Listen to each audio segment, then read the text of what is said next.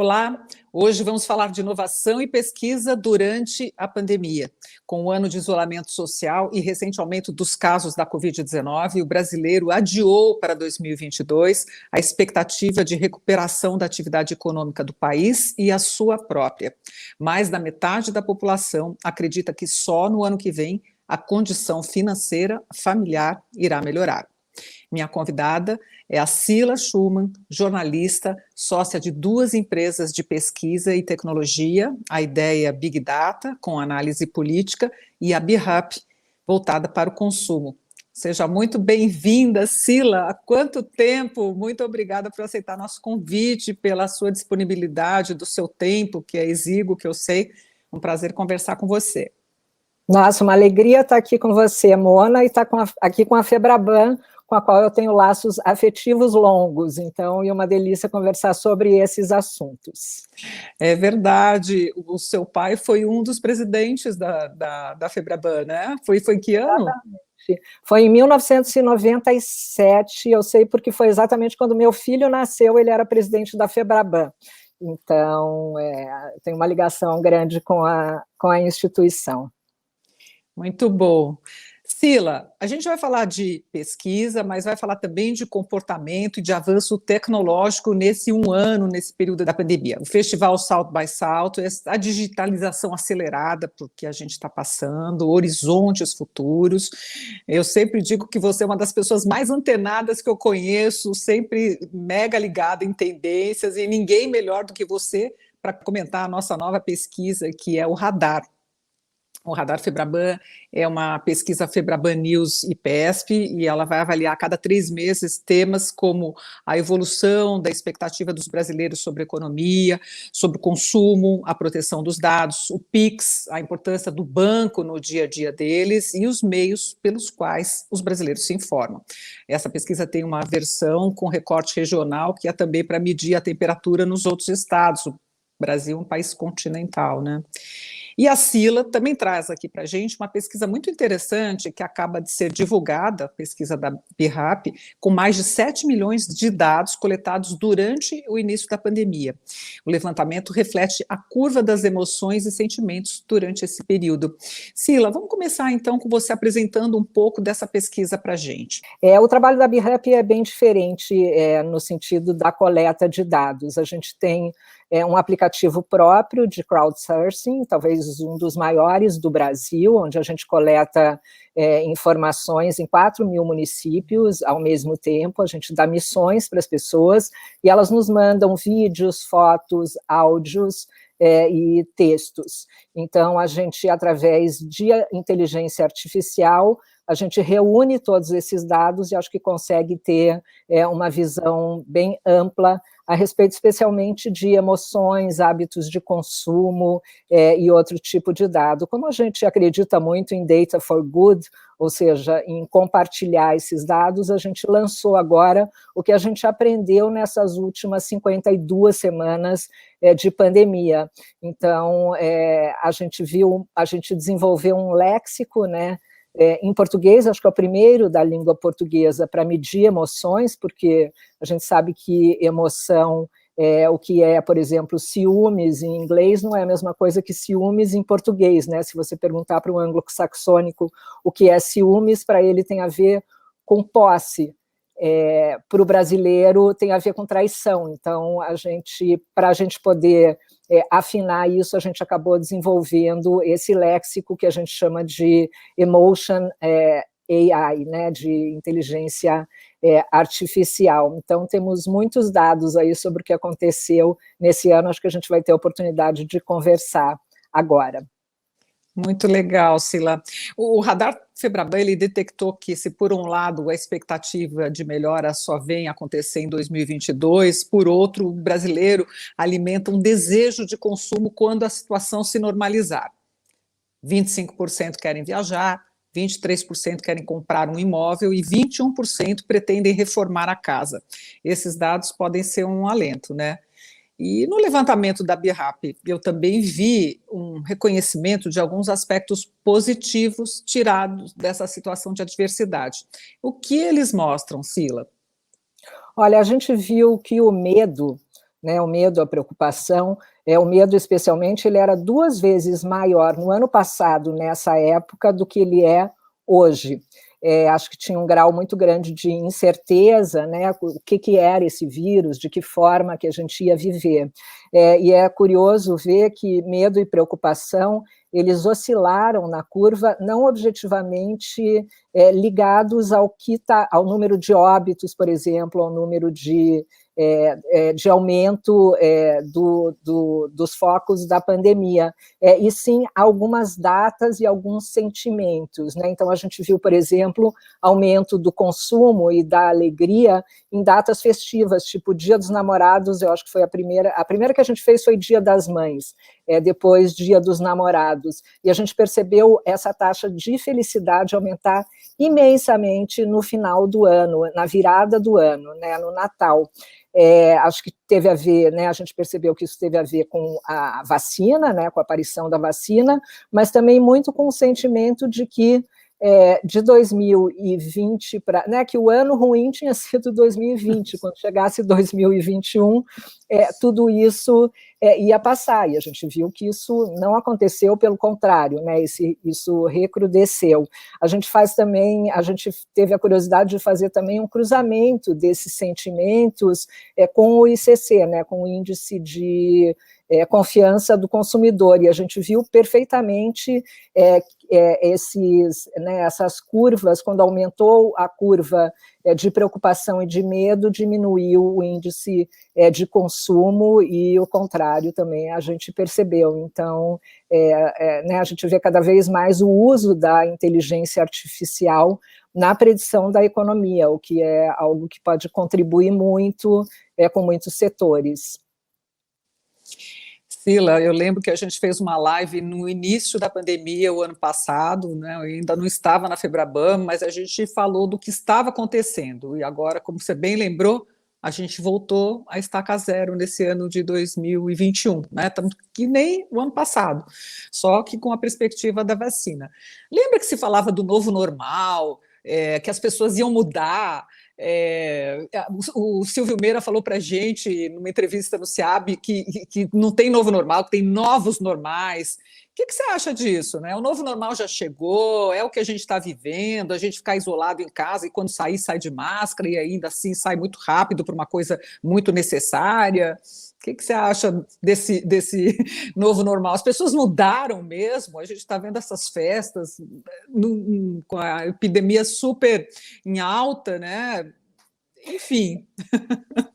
Eu concordo que temos novos normais, né? Eu vi outro dia uma socióloga falando que o novo século vai começar de fato após a pandemia, assim como o século anterior começou de fato depois da Segunda Guerra, né? São esses momentos dramáticos que causam aceleração e mudança no estilo de vida das pessoas. Eu vejo hoje como mudança real essa aceleração do digital, né? Então, idades e classes que não usavam o digital antes entrando para usar. Eu vejo o êxodo das grandes cidades como uma tendência, né? A mudança das casas, as pessoas encontrando um espaço melhor para trabalhar dentro de casa, né, esses grandes escritórios trabalhando, mesmo os que estão voltando agora em países que a gente vê trabalhando de forma híbrida. Eu acho que isso é alguma coisa que veio para ficar, uma maior conectividade, né? Então, por exemplo, uma coisa que a gente percebeu num dos nossos primeiros estudos foi a adesão do varejo, né, do e-commerce ao WhatsApp. E isso veio, curiosamente, foi a nossa área de antropologia digital que percebeu, isso veio das classes mais baixas. Por quê? Porque o sujeito lá, que mora numa comunidade onde tem maior confiança, maior conhecimento das pessoas, ou seja, não mora nessas redomas em que a gente vive nos apartamentos, ele mandava um zap ali para o açougueiro, que ele conhecia, e dizia: oi, eu preciso aqui de 2 sobrecoxas, você pode preparar aí para mim? Eu já passo aí para buscar.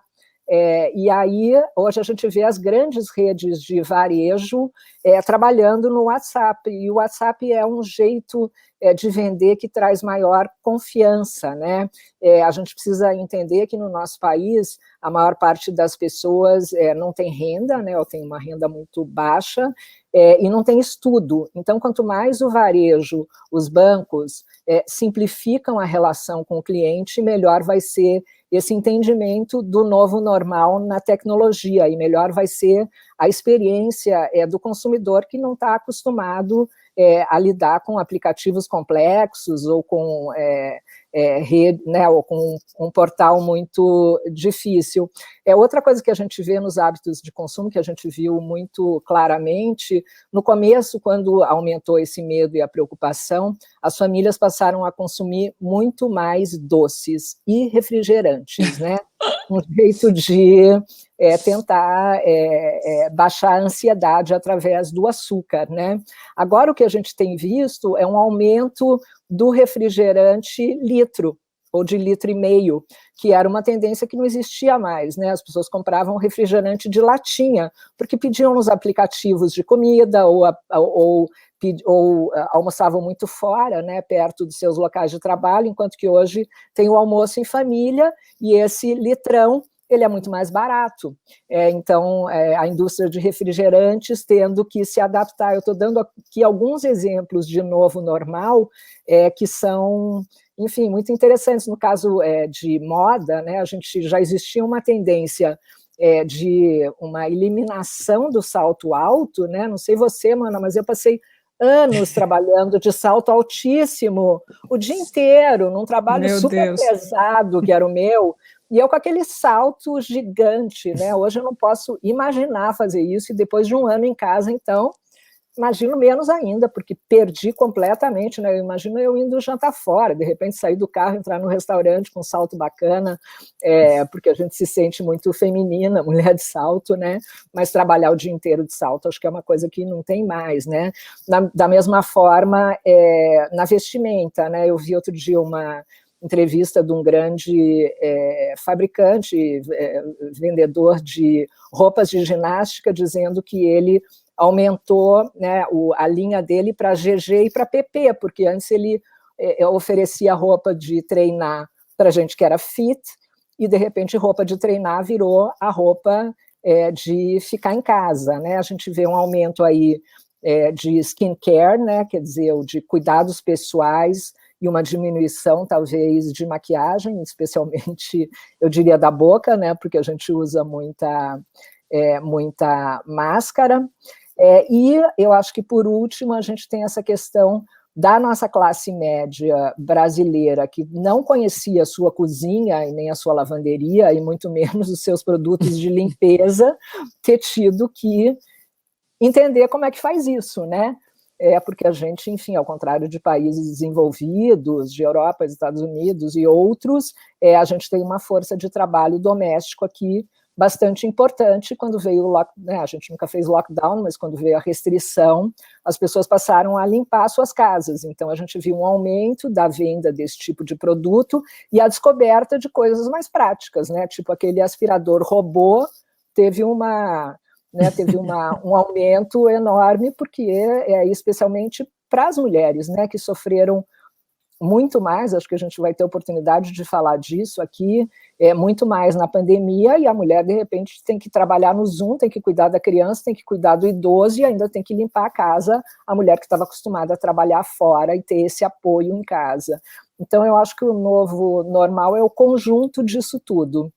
A questão da mulher, que foi muito, muito afetada na pandemia, né? Muitas tiveram que largar o emprego porque elas não conseguiram dar conta, né, de trabalhar remotamente, cuidar da casa, da operação toda, limpar a casa, porque estavam sozinhas, controlar a educação dos filhos. É incrível, né? Vocês detectaram isso na pesquisa, né? Muito, a mulher, né? Sofreu. Muito. A gente teve aí um retrocesso de 10 anos da presença da mulher no mercado de trabalho aqui na América Latina. A gente teve no Brasil 8,6 milhões de mulheres que saíram do mercado de trabalho nesses últimos meses, e então é dramático. Tem até um termo novo que surgiu, que eu vi até no South by Southwest pela primeira vez, que é a she-cession, né, que é a junção de she, que significa ela em inglês, com recession, né, recessão. Então, é uma recessão que pega especialmente as mulheres. Na nossa pesquisa, a gente percebeu também o quanto as mulheres foram mais afetadas do ponto de vista emocional com a pandemia, né, com o medo, porque a mulher também tem, digamos, mais relação com esse medo, não só dela pegar a doença, mas dos seus filhos pegarem a doença, dos seus pais, dos seus familiares, e acho também que a gente percebeu isso porque a mulher, né, isso a nossa área de neurociência dentro da BHUP percebeu que a mulher tem mais capacidade de verbalizar sentimentos do que os homens, então a gente também tem que levar isso em consideração quando a gente vê as diferenças, mas sem dúvida nenhuma a mulher sofreu e vai sofrer muito, e eu acho que, assim como nos Estados Unidos, né, que está a cargo da Kamala Harris, que é a vice-presidente, um programa de reinserção da mulher no mercado de trabalho, eu acho que o Brasil, uma hora, vai ter que pensar nisso seriamente. Tanta coisa, né, Cila? Por isso, assim, quando a gente vê a nossa pesquisa detectando que as pessoas já se deram conta de que só no ano que vem vai vir a recuperação econômica, a gente fica procurando algum lado positivo. E um deles o aspecto econômico que mais desponta com otimismo é que tem mais acesso ao crédito. E, de fato, né, os bancos tiveram um papel fundamental nesse sentido, mas também iFoods da vida, outras empresas, startups e tal. No levantamento que vocês fizeram na BHUP, houve uma oscilação positiva da confiança do consumidor em fevereiro. E se a gente pudesse medir o sentimento do brasileiro, em que fase ele se encontra? Como você já falou, ele já passou pelo medo, pela preocupação, em algum momento aí, no final do ano, né, a felicidade ultrapassou a tristeza. E agora? Em que momento que a gente está? Estamos tentando ser feliz? Não, a gente está voltando para o medo e para a preocupação, né? A gente, em fevereiro, eu diria que essa curva de felicidade que veio do final do ano, ela continuou subindo, inclusive por causa da vacina, e agora voltaram o medo e a preocupação. A gente tem aí a questão do auxílio emergencial, que é bastante importante, né? É curioso a gente ver que no ano passado, embora o desemprego estivesse aumentando, o nível de felicidade e a menor ansiedade das pessoas estava diminuta por causa do auxílio emergencial, quando a gente faz esse cruzamento, porque as pessoas estavam recebendo algum tipo de ajuda, né? O fim do auxílio emergencial, eu acho que ele traz as consequências agora, embora ele vá logo recomeçar, mas acho que isso é um dado importante, e acho que é importante a gente notar também que nem sempre esses níveis de emoção, eles têm a ver com o que está acontecendo de fato, muito mais com uma sensação, obviamente, né? Então, eu acho que a vacinação, o início da vacinação trouxe esse otimismo, mas agora a lerdeza do processo de vacinação traz de novo a preocupação. Juntando isso, obviamente, com hospitais lotados, com o medo da falta de insumos nos hospitais, da falta de vagas, e com o fechamento né, absolutamente necessários, né, do isolamento social, né, esse isolamento social que ele é muito mais razoável, muito mais factível para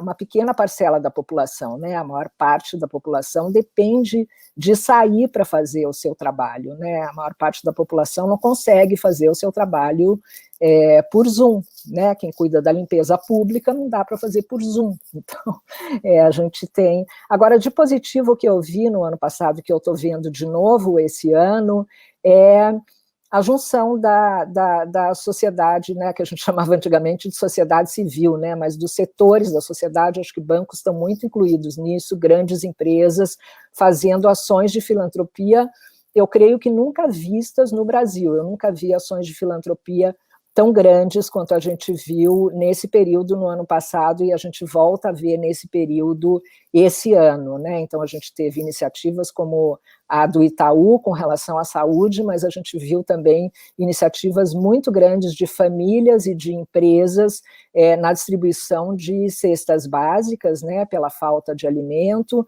Agora acabou de ser lançado um programa que se chama Pacote do Bem, que é um programa que é da União BR, que é essa grande, acho que foi o maior hub dessas iniciativas filantrópicas no ano passado, que acontece no Brasil inteiro, teve uma presença muito grande lá, levando oxigênio e outro tipo de insumo para Manaus, quando a crise lá ficou muito grave, face shields, enfim, então um movimento imenso que reúne grande parte aí do PIB nesse esforço, e esse pacote do bem agora, eu acho que a primeira adesão foi da Ambev, eu creio que tem uma adesão do Boticário também, estou falando aqui do que eu ouvi dizer, mas vai ser uma campanha para arrecadar bens de saúde, né? Tem muitas campanhas de cesta básica, mas não de saúde, então reformas de hospital, compra de insumos,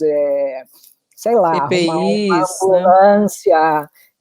Então, tem muita gente querendo contribuir nisso e é necessário. Então, eu vejo como positivo e como novo normal, que eu espero que continue, são esses movimentos, porque o Brasil tem muita pouca tradição em filantropia, né? A gente tinha uma tradição aí em caridade, que era muito ligado à religião, mas pouca tradição em filantropia, por N razões, até por questões legais aí, de falta de estímulo com relação a impostos, e acho que esse processo aí mostrou que a gente consegue, sim, fazer filantropia, e eu tenho um desejo e quero fazer uma contribuição, inclusive, para que isso continue, porque o governo não dá conta de tudo, né? É preciso que a iniciativa privada e pessoas mesmo, né? Ontem eu estava vendo a entrevista do Edu Lira no Roda Viva, e ele falava disso, né?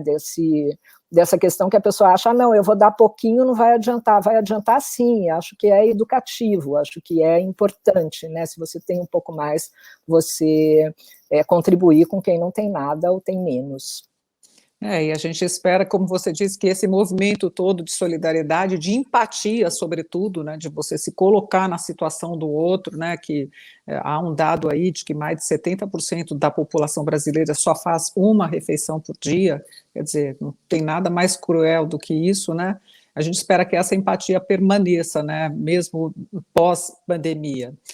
Dentro desses dados um pouco mais pessimistas, né, no nosso radar, o desemprego, a inflação e a taxa de juros são vistos pelos nossos entrevistados como os que vão piorar mesmo nos próximos meses. Vocês têm detectado do lado de vocês isso também? Olha, eu acho que as notícias, né, acho que o momento econômico que a gente vive acaba impactando, sim, a percepção do brasileiro com relação ao que está por vir, né, e existe uma realidade, né, a gente percebe muito mais nas nossas pesquisas, porque a gente fala com uma população mais ampla, digamos, não que a pesquisa, que o radar não fale, mas eu acho que a gente recebe muitos relatos lá da ponta, por exemplo, eu recebo vídeos e fotos da pessoa me mostrando a despensa dela, então eu consigo enxergar o que ela tem lá. Outro dia teve um relato muito emocionante de uma pessoa que mostrava a sua despensa e dizia, e enquanto ela ia fazendo o vídeo, ela ia descobrindo junto com a gente o que tinha na despensa dela, porque ela tinha acabado de ganhar uma cesta básica, então ela nem sabia o que tinha ali, né? Então a gente vê uma realidade muito crua e cruel, né? A gente até fala lá para o nosso head de antropologia digital, que é o Juliano, como é que ele consegue ficar ouvindo aquilo tudo o dia inteiro e vendo, porque são relatos dramáticos. Então, eu acho que a volta do auxílio emergencial agora, embora seja muito menor do que o do ano passado, né, a gente faz uma conta aí que mal dá para comprar um botijão de gás, né, a gente vê muito acidente ultimamente nas casas, porque as pessoas não têm o dinheiro para comprar um botijão de gás e acabam botando fogo, né, para cozinhar, e aí isso dá acidentes graves, mas a gente vê também esse movimento da sociedade tentando ajudar as pessoas que estão, né, nessa linha de pobreza ou abaixo da linha de pobreza. Então, acho que digamos, essa preocupação, que essa curva que a gente vê crescendo agora, tem muito a ver com o que você está falando em todas as classes, né, um nível de preocupação muito alto. Uma outra coisa não tem a ver com a sua pergunta, mas eu queria emendar, que eu acho que foi uma coisa muito importante que a gente viu nesse ano, é o aumento do problema de saúde mental, né? Saúde mental muitas vezes foi percebido, eu acho, como uma frescura, como uma doença de rico, como uma doença que não era uma doença, né? E agora a gente percebe muito fortemente nas nossas pesquisas, falando com classe C, D e E, ataques de pânico, gente não conseguindo dormir, gente muito deprimida. A gente vê também, a gente viu 60% ou mais das mães falando de preocupação com a saúde mental dos seus filhos.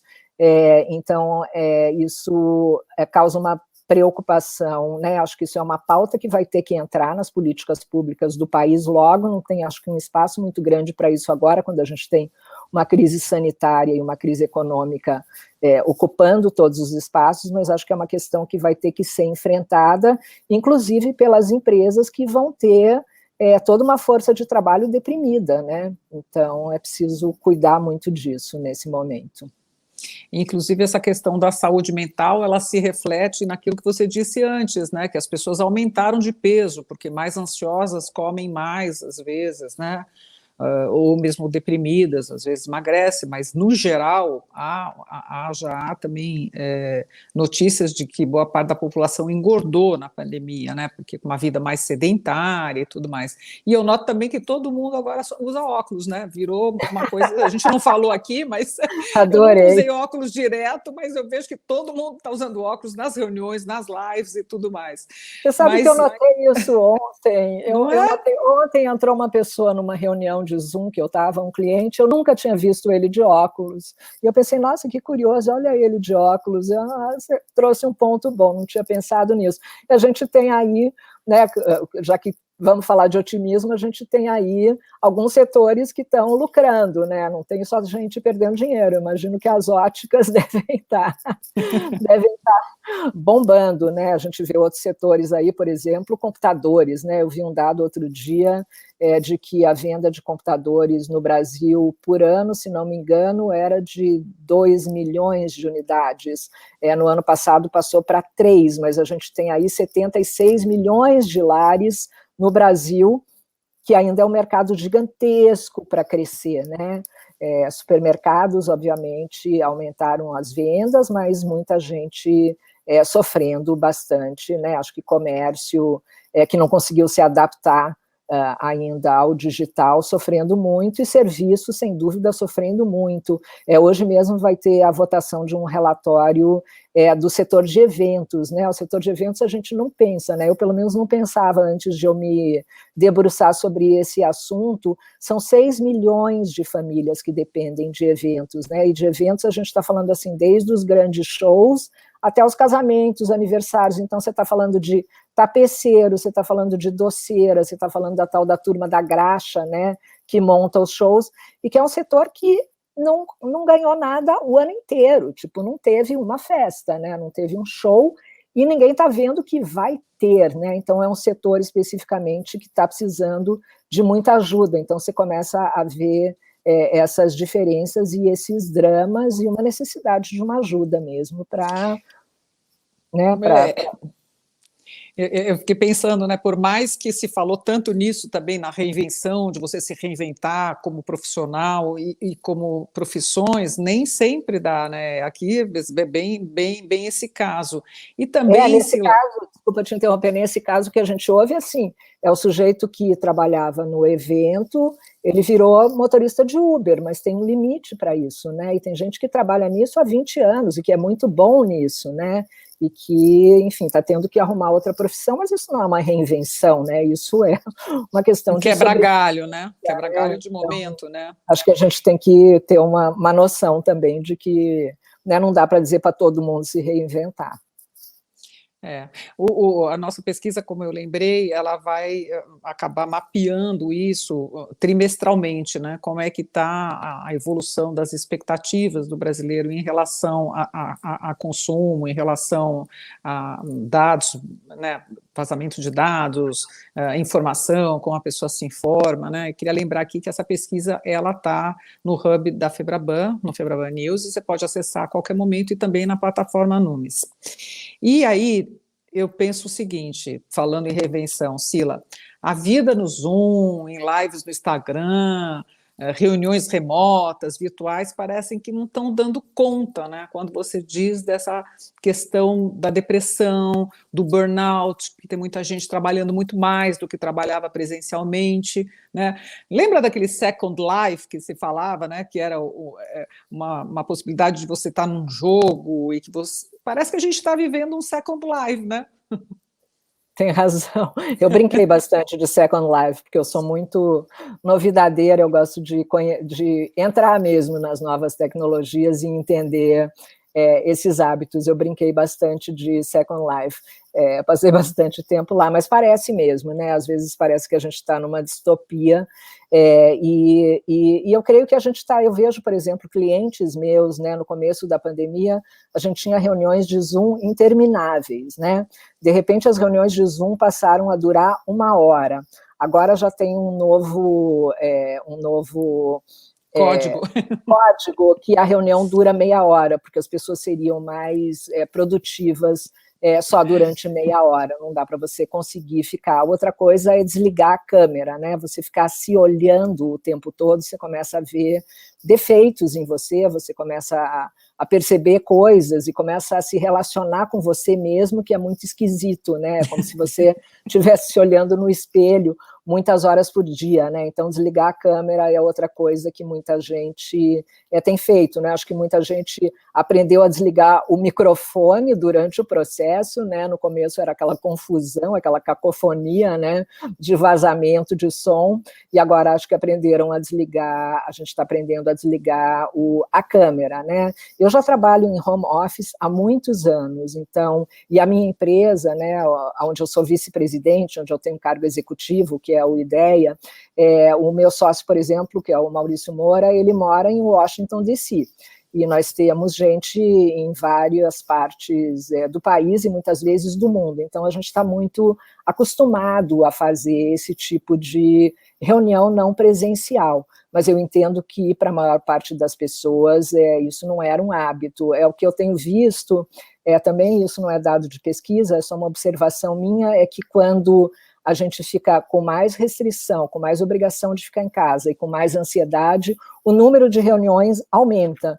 Então, nesse mês, nesses últimos dias, eu tenho tido reuniões por Zoom das 8 da manhã às 8, 9 da noite, é uma loucura, assim. E eu vejo que as pessoas com quem eu trabalho, os meus clientes, também têm, né? Não, essa hora eu tenho uma reunião, não, eu não consigo, né? Quer dizer, é uma loucura. Eu acho que o que a gente ganhou de tempo, por não ficar se movimentando de um lado para o outro, de não ficar no trânsito, a gente perde, às vezes, por estar muito disponível, né? E acho que esse equilíbrio a gente vai precisar ter, né? Eu, como disse que eu trabalho em home office, eu precisei de muita disciplina e de muito aprendizado para separar o meu final de semana, o meu período de trabalho, né, do dia para a noite, num período de descanso, porque senão você acaba trabalhando o tempo todo, né? Você já tem o WhatsApp, você já tem o e-mail para receber, né, para responder, então acho que a gente vai precisar aí de um equilíbrio e de e de uma compreensão também das empresas de dar esses tempos para as pessoas, inclusive voltando ali na tua pergunta, que é de preservar a nossa saúde mental. E essa questão de você ficar muito tempo em reunião, trabalhando no mental o tempo todo e não meditando, não dando seus momentos de silêncio, que eu tento fazer de vez em quando, é uma coisa que afeta realmente a saúde mental. E eu fiquei pensando aqui, enquanto você falava, Sila, de desligar a voz e tudo mais, lembrei do Clubhouse, que é essa nova plataforma de voz que, de repente, pegou no Brasil de uma forma absurda, né? Ela não era novidade, já tinha surgido o ano passado e tal, e ela está em modo beta ainda só para quem tem iPhone, mas isso vai ser logo, logo para todo mundo. A que você acredita isso? A vontade das pessoas de sair de alguma forma do isolamento, ou a experimentar uma novidade? Assim, para mim, me parece muito mais uma questão social mesmo, né? Vontade também de se exprimir, de se expressar pela voz. A voz, ela passa emoção, né? O que você acha? Acho que a gente foi andando aí nas redes sociais, né? A gente começou com texto, né? As redes sociais, elas lidavam muito com a escrita, né? Depois a gente passou para a imagem, né? Que tem esse crescimento do Instagram, e eu acho que a gente veio para a voz com o começo dos podcasts, né? Que foi uma coisa que veio para ficar, até porque você consegue ouvir um podcast fazendo outra coisa, né? Então você está lavando a louça e ouvindo um podcast, você está viajando, né? Viajando acho que não existe mais, né? Nem me lembro o que é isso, mas quando a gente viajava, a gente ouvia podcast, mas você está num transporte público ouvindo um podcast. Acho que o Clubhouse é uma evolução do podcast. Ele traz, nesse momento da pandemia, eu acho que muito isso que você falou, que é esse encontro, né, essa vontade de conversar, esse acesso a pessoas que estão muito longe, a quem você não teria jeito de chegar perto, tipo, né, você está ouvindo ali uma conversa do Elon Musk, eventualmente, sem ter precisado pagar para estar num evento presencial ou sem ter tido esse acesso, digamos, presencial mesmo, como eu falei. Então, acho que tem a ver com essa coisa da conversa e tem a ver com isso que a gente falou de quebrar a imagem, né? Eu me sinto muito à vontade no Clubhouse, por eu poder, sei lá, eu participo muito de um grupo que discute política que começa às 10 horas da noite. Eu tenho bastante dificuldade, eles me chamam lá de Bela Adormecida, de Cinderela, não sei qual é o personagem, porque eu chego uma hora que eu durmo, porque eu durmo mais cedo, mas eu me sinto muito à vontade de estar ali na minha cama, né, e de não precisar me produzir de forma nenhuma para estar participando de uma conversa que muitas vezes é muito rica. Então, eu acho, né, as outras redes, né, as outras plataformas correram já atrás do Clubhouse, né, estão fazendo experiências parecidas, então acho que a voz veio para ficar, sim. Já que você falou, dá a dica, né? Qual é essa conversa? Quando é que rola esse papo de bar de política, Sila, no Clubhouse? Chama Política e Patuscada. Política e Patuscada. Começa, eu acho que é de terça a quinta, se não me engano. Eu sei que final de semana eles dão tempo para a gente, mas eles têm levado, nossa, a gente já conversou com pessoas incríveis ali, assim, desde políticos, né? A gente já conversou com o Aguinaldo Ribeiro, que é o relator da reforma tributária, a gente já conversou com o Eduardo Leite, governador do Rio Grande do Sul, a gente já conversou com o Rodrigo Maia, a gente já conversou, enfim, com a senadora Daniela Ribeiro também, que é super presente lá. E que horas? Então, que horas que acontece? Às 22 horas, chama Política e Patuscada, é bem bacana, é bem legal, eu lá frequento bastante, apesar do horário. Então, e como é livre, então você que tem iPhone pode entrar lá. Política e Patuscada no Clubhouse, de terça a quinta, é isso? Eu acho que é de terça a quinta, mas eu procuro ser bem frequente lá, eu sou da turma que está sempre falando, e a gente tem, no IDEA também, a gente tem, a cada 15 dias, a gente apresenta o resultado das nossas pesquisas de opinião pública, a gente tem um trabalho com a Exame, para levantar o que está acontecendo com a avaliação do presidente Bolsonaro, com as questões maiores aí de políticas públicas, vacinação, das questões econômicas, e a cada sexta sim, sexta não, a gente apresenta e discute esses dados ao meio-dia. Então, esse grupo chama Almoço com Dados, porque é do meio-dia a 1, e é muito rico também de análise, porque a gente tem jornalistas, cientistas políticos que entram ali para conversar com a gente. Tem sido muito legal usar o Clubhouse para isso. É sexta-feira, mas é uma sim, uma não, porque é exatamente no dia em que sai a pesquisa da Exame. A gente faz esse painel para Exame, que é um painel, enfim, um estudo histórico que a gente faz aí de política a cada 15 dias. E é bem bacana também. A gente vai ter na outra sexta, porque a gente teve na última, então pula uma na outra. Legal, bacana. Bom, e já que a gente está dando dicas aí de novidades, de inovação, vamos falar do South by Southwest, que a gente mencionou lá na frente, né? Esse festival que acontece todo ano em Austin. Esse ano foi online, claro, ninguém se deslocou até lá, mas ele é super concorrido normalmente, e mesmo que virtual, não deve ter custado o que custava ali nas edições anteriores você ir até lá, mas eu lembro que sempre tinha novidades. Você que é antenada, Cila, o que você ouviu de bacana no South by Southwest? Então, o South by Southwest, eu acho que a experiência, né, aí tem perdas, né, quando a gente fala desse tipo de evento, né, você estar presente no South by Southwest é quase que uma experiência transformadora na sua vida, porque são milhares de eventos que acontecem ao mesmo tempo, que tomam a cidade de Austin. Você tem um networking incrível, porque você chega perto de pessoas que você nunca imaginou chegar, porque são as pessoas, né, os pensadores e maiores inovadores do mundo que estão lá juntos, então tem uma efervescência, e acho que a experiência, nesse caso, de estar lá, é como uma experiência de você estar num grande show ao vivo e você estar assistindo um show pela TV, que foi o caso do South by Southwest desse ano, né? Além disso, eu acho que durante esse ano a gente teve muito mais acesso a essas mesmas pessoas que estavam falando lá, porque elas estão mais disponíveis em lives, em cursos de outro tipo. Então, embora eles tenham feito isso muito direito, a plataforma funcionou muito bem, a curadoria também, tem uma perda, né? Então, eu estou louca para ir para o Southwest do ano que vem, vacinada, e que ele aconteça. Esse ano, eu acho que uma das coisas do South by Southwest que eu mais presto atenção é na Amy Webb. Ela, todo ano, ela leva para lá cerca de 500 predições, ela é uma futuróloga, e ela leva quais são, né, o que vai acontecer daqui para frente, né, quais são as tendências desse novo normal, né, como a gente fala hoje, mas, enfim, quais são as tendências.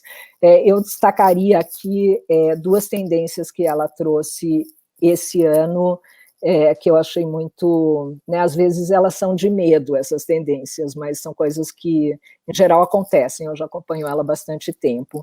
Então, uma delas se chama realidade diminuída, né? A gente tinha a realidade aumentada como uma tendência antes, né, com aqueles óculos e com realidades artificiais, né? E agora ela fala dessa realidade diminuída, que significa você simplesmente eliminar coisas da sua frente que você não gosta. Então, pode ser um som que está te incomodando e você tem um dispositivo que você consegue eliminar, mas é de medo porque você consegue também eliminar pessoas, por exemplo. Eu não quero mais ver pessoas negras, eu não quero mais ver mulheres, eu não quero mais ver crianças. E você vai conseguir eliminar isso. Então, acho que do ponto de vista ético, é uma questão bastante preocupante, mas é uma tecnologia que já existe e que ela prevê que vai pegar, que vai enfim, ser normal. Nossa! Como então, assim? Já não basta o que a gente vive em bolhas de internet, vai fazer mais uma bolha? Ela tira visualmente? Visualmente e auditivamente, você passa a não escutar, eu não quero mais... Assim, o lado, né, quando alguém cria uma tecnologia desse tipo, eu acredito sempre que é para o lado bom, né, então você pensa assim, né, agora, por exemplo, a gente está tendo muita obra, né, isso é uma coisa que aumentou muito durante a pandemia. Aí eu tiro o barulho da obra, eu consigo eliminar um barulho de obra se eu tiver com um fone X, ou sei lá de que jeito, aí eu não sei como é que funciona detalhadamente a tecnologia, eu consigo tirar o barulho da obra, que seria ótimo, mas eu consigo também tirar o barulho do meu marido que está me falando uma coisa que eu não estou a fim de ouvir, né? Aquele lá, lá, lá, lá, lá que a gente fazia quando era criança, né? Então, eu acho bastante preocupante. A outra tendência que ela trouxe é de você ter menos devices, né? Menos a internet das coisas e mais a internet de você. Né? Então, a gente vai passar a ter espécies de chips, né? Quer dizer, de você botar a internet no seu corpo. Então, você conecta o seu corpo à sua casa inteligente. Então, o meu corpo vai me dizer que eu estou precisando comer e o meu forno de micro-ondas vai começar a fazer o meu almoço.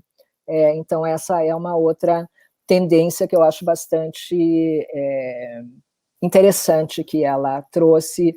Se puderem, façam um Google em MWeb, ela é muito interessante, ela publica esses dados, ela traz sempre como novidade no South by Southwest, mas ela publica esses dados, eu acho que são dados para a gente prestar atenção.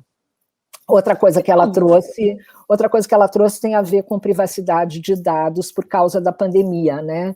Em Israel, por exemplo, a gente viu a diferença, né? Agora com relação à privacidade do paciente para ser vacinado, né? Então tem muito essa discussão, né? No Brasil a gente tem uma lei nova de proteção geral de dados.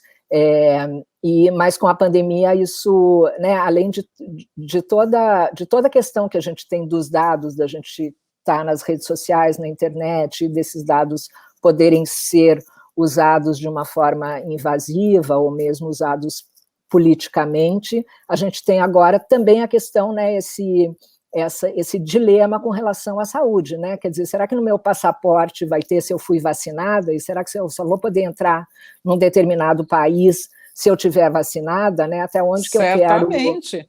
Pois mas até onde que eu quero liberar esse dado, que é um dado pessoal meu, né? Até onde que um governo ou que um outro país pode exigir isso de mim. Então, eu acho que toda essa questão que traz uma questão aí maior de vigilância mesmo do cidadão, né? De vigilância do cidadão. Então, isso é uma outra questão que ela trouxe como uma questão importante aí para a gente prestar atenção, que é essa questão da privacidade, que você olha um país como China, né? Já tem reconhecimento facial, enfim, tem toda uma vigilância sobre o cidadão, mas é um regime democrático completamente diferente do nosso. Então, até onde que a gente vai querer também abrir esses dados e até onde que os governos ou a sociedade vão ter essa exigência. Então, acho que isso é uma discussão que vai ser muito rica também nos próximos anos. Bom, como você disse, estamos vivendo uma distopia, né? E esses cenários distópicos que a gente via só em science fiction ou só naqueles livros, né? 1984, Big Brother, tal, tá aí, né? Mas olha, você lembrou de um ponto aqui que a gente precisa abordar, que é justamente a lei de proteção de dados, né? Na pesquisa, a maioria, metade da população respondeu que se informa pela internet e a maioria também se sente insegura em relação à proteção dos seus dados. Os bancos investem 2 bilhões de reais em segurança digital, mas eu queria saber, assim, na sua opinião, que eu sei que você já estudou isso também, Sila, de que maneira essa nova lei, a lei de proteção de dados, vai impactar na vida das pessoas?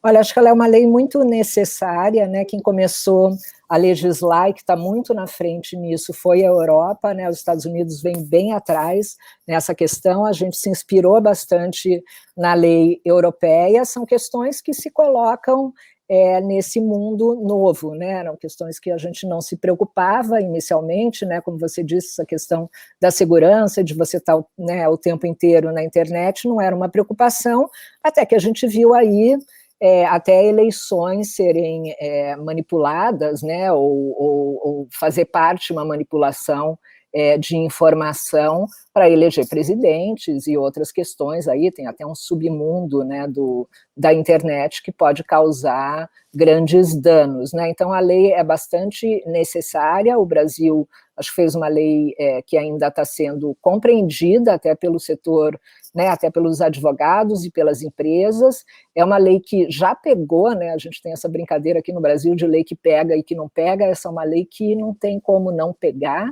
Então, as empresas, principalmente, elas têm que correr atrás de se adequarem, né, à nova legislação. A gente tem uma autoridade já que está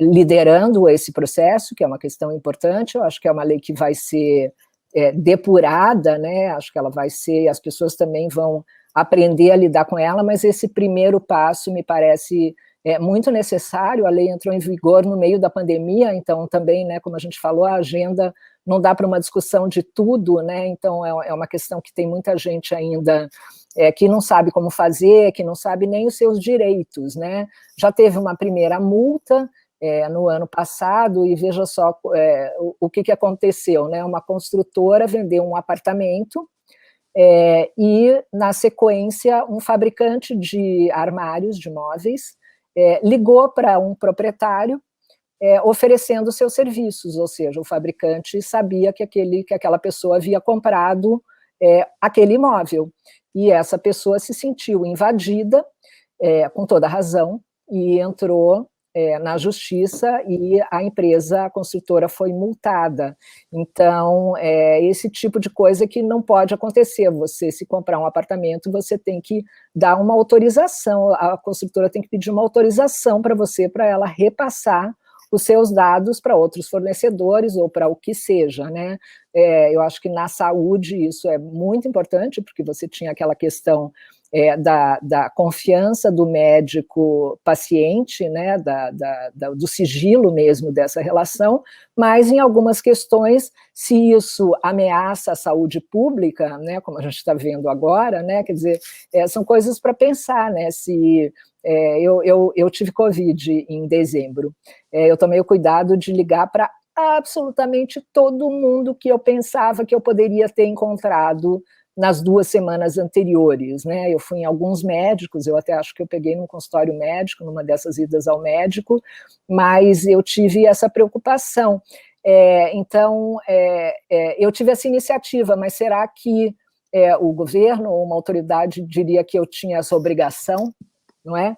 A gente viu aí em alguns países, né? Você tem condições de saber por onde a pessoa andou, e se ela teve Covid, né? Até onde que você pode obrigar essa pessoa a contar que teve Covid, ou até onde você pode, né, se a saúde pública souber que uma pessoa está doente com uma doença epidêmica, se ela pode ir lá obrigar a pessoa a se tratar, né? Então, acho que são muitas questões que envolvem aí a privacidade de dados. Obviamente que isso ocorre muito mais na nossa vida digital, mas ela ocorre também na nossa vida offline, e são questões que eu acho que é muito bom que o Brasil esteja lidando, porque são absolutamente necessárias nesse mundo que a gente vai viver a partir de agora, né? Como eu falei da socióloga que falou que o novo século, né, que o século XXI começa agora, eu acho que eu acredito bastante nisso, né? E acho que são desafios que a gente vai viver a partir de agora. É óbvio que o Brasil já tem muita lei, né? Tudo que a gente não precisa de novas leis, mas essa lei é muito necessária porque é uma nova realidade. Essa questão de informar se você teve com gente que teve Covid, ou se você mesma teve, na Austrália, por exemplo, que é outro país que conteve muito bem, com um lockdown super firme durante meses, né, no ano passado. Agora, em janeiro, eles tiveram novos casos, 15 casos voltaram a fechar, e agora já está liberado de novo. Quando você ia de um estado para o outro, o estado de Victoria, né, que é onde tem Melbourne, uma cidade mais urbana, como São Paulo, não tem o mesmo tamanho, quando você tinha que sair de lá, que era onde tiveram esses casos, para outro estado, para Sydney, enfim, você tinha que justamente responder a um questionário dizendo se você tinha tido contato, com quem você esteve nos últimos 15 dias, todos esses dados mapeados, né? Legal, eu vou até dar uma dica aqui. Ontem eu gravei um podcast que chama Caravelas e Ideia, um podcast que a gente faz toda semana. Ele trata de políticas públicas, e ele está disponível no Spotify com um advogado muito especialista na lei de proteção de dados. Então, para quem tiver interesse, eu recomendo, porque foi bem bacana. Ele trouxe muito detalhe e muitos questionamentos nossos. Ele respondeu, então está no Spotify, chama Caravelas e Ideia, Legal. o podcast. Legal, obrigada, Cila. Olha, você é uma jornalista e nesse momento de isolamento e crise sanitária a gente sabe o quanto a informação certa, confiável, a ciência foi procurada, né? O quanto o mundo, as pessoas estão querendo se informar e o quanto informação, então, vinda de fontes confiáveis é fundamental para combater a pandemia, para combater a ignorância, para auxiliar a população e, sobretudo, combater fake news, né? Que a gente sabe que se dissemina como praga na internet. O Radar Febraban quis saber como as pessoas estão se informando. TV e redes sociais foram as principais fontes de informação. TV aberta foi escolhida por 57% e as redes sociais ficaram em segundo lugar com 52%. Olha a importância, né, desses meios digitais na comunicação. Como é que você vê esse tema, Cila? Olha, você lembra, né, Mona, acho que há um ano, a gente conversando sobre fake news e eu desesperada para ter uma campanha mesmo, né? Acho que fake news você combate com educação, não tem outro jeito de você combater, mas eu esperava muito um esforço, inclusive do governo ou de quem tem voz, para combater as fake news durante esse ano. A gente acabou não vendo isso acontecer, mas eu continuo achando isso muito necessário, porque assim, o que a gente percebe com fake news é que ela roda muito mais pelo WhatsApp no Brasil, né? O Brasil, muita gente entrou na digitalização pelo WhatsApp, né? Por ter ali o smartphone, o telefone na mão. Então, são pessoas que não têm uma cultura digital, né? Então, são pessoas, às vezes, mais idosas ou de menor escolaridade, mas eu diria que isso se amplia para todo mundo. E o que acontece? Nos grupos de WhatsApp, você recebe informações de gente da sua confiança, né? Então, são familiares, são colegas de trabalho, são pessoas em quem você confia, então você leva em consideração de que aquela informação que vem ali na sua mão por alguém que você confia é verdadeira, e aí está o perigo, porque as pessoas passam isso para frente sem ter o cuidado de checar, ou nem às vezes de pensar se aquilo é um absurdo, que não pode ser verdade, né? Então, acho que precisa de muita educação. Com relação à televisão, é muito interessante ver o que aconteceu, porque a gente viu um ressurgimento, digamos, da televisão, né? A televisão, sem dúvida, no Brasil, nunca deixou de ser um veículo importante. A gente, né, até por essa baixa escolaridade, por uma série de razões, a gente tem no vídeo um jeito de se informar muito mais amigável, né, e facilitado, mas o jornalismo acho que prestou aí um serviço muito grande de informação e, de novo, uma informação confiável em que o público já fazia essa relação, né, entre a marca televisão e a informação que estava sendo dada. Então, eu digamos, concordo, né? Não dá para concordar com dados, né? Mas eu compreendo e entendo por que o Radar encontrou isso, e a gente viu até na questão de consumo, foi muito interessante, porque ao mesmo tempo em que os canais de streaming estavam crescendo muito, né, até o começo da pandemia, de repente a TV aberta voltou a ter um papel muito importante, né? Então, os canais de streaming também tiveram que se readequar, né, nesse crescimento. Então, é um outro mercado aí que teve que se adaptar. Então, acho que isso é bastante interessante. Com relação às redes sociais, não há como lutar contra elas, né? A rede social, ela pode ser boa ou ruim, né? Ela é apenas uma plataforma, ela é apenas um veículo. Eu acho que cabe a nós nos mobilizarmos e pensarmos realmente em ter educação. O meu filho estudou numa escola muito boa, né? Teve o privilégio de estudar numa escola muito boa, que já pensava nisso, e eu me lembro que ele tinha uma aula, que era uma aula de checagem, de checar se a fonte, né, se a fonte que ele encontrava ali no Google era uma fonte confiável. E ele achava essa aula, às vezes, muito chata, né? Ele falava, hoje eu tenho essa aula. E hoje eu vejo como ele lida melhor com fake news, até muitas vezes do que eu, até do que a minha geração, né?